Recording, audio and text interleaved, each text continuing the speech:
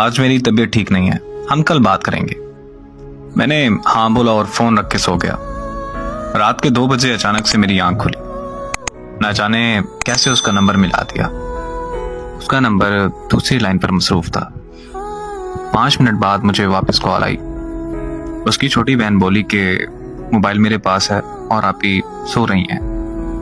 अगले दिन सुबह से शाम हो गई लेकिन उसने मुझसे राब्ता नहीं किया।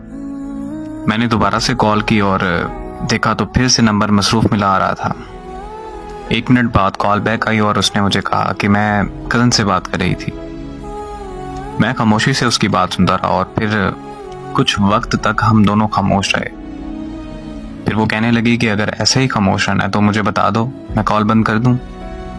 मैंने मुस्कुराकर कहा जैसे तुम्हें ठीक लगे। उसने कहा कि ओके, अब मुझे कॉल मत करना। बस ये कहकर उसने कॉल बंद कर दी। मैंने कुछ देर बाद उसे फिर कॉल कर दी। इस बार फिर से उसका नंबर मसरूफ आ रहा था। फिर उसने मेरी कॉल अटेंड की और वो बहुत खूब गुस्सा होने लग गई और मुझसे कहने लगी कि मेरी बात ध्यान से सुनो कि मैं अब तुमसे प्यार नहीं करती, मैं किसी और को पसंद करती हूँ। 6 साल का रिश्ता उसने एक पल में खत्म कर दिया। मैंने उससे पूछा कि आखिर कौन है वो लड़का। वो मुझसे कहने लगी तुम होते कौन हो मेरी लाइफ में इंटरफेयर करने वाले। मैंने उससे कहा कि यार मैं तुमसे प्यार करता हूँ, तुम मुझे भूल गई। इतने में उसको किसी और की कॉल आई और उसने मेरी कॉल कट किए बगैर उसकी कॉल रिसीव कर ली। मैंने कॉल कट नहीं की।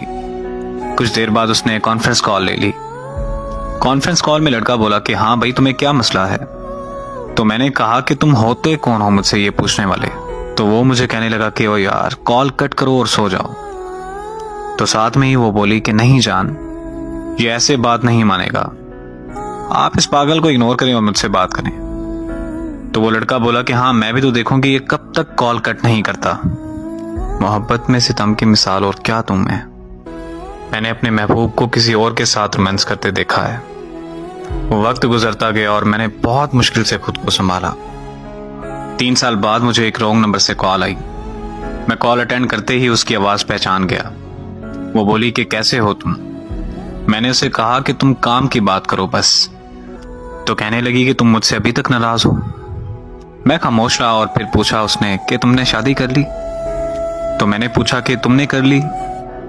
तो वो बोली कि लोग जिस्म चाहते हैं, शादी कहाँ करते हैं लोग। बात यह है कि जिससे आप मोहब्बत करते हैं उससे कभी मोहब्बत खत्म नहीं होती, लेकिन इस तरह करने से आपकी जिंदगी में उस शख्स का वजूद चला जाता है। और जिंदगी में मोहब्बत होती है, लेकिन उस मोहब्बत का मतलब एक शख्स से वफा करना होता है। और खुदारा मेरी उन लोगों से गुजारिश है कि जिस्मों से खेलकर मोहब्बत के नाम को बदनाम मत कीजिए।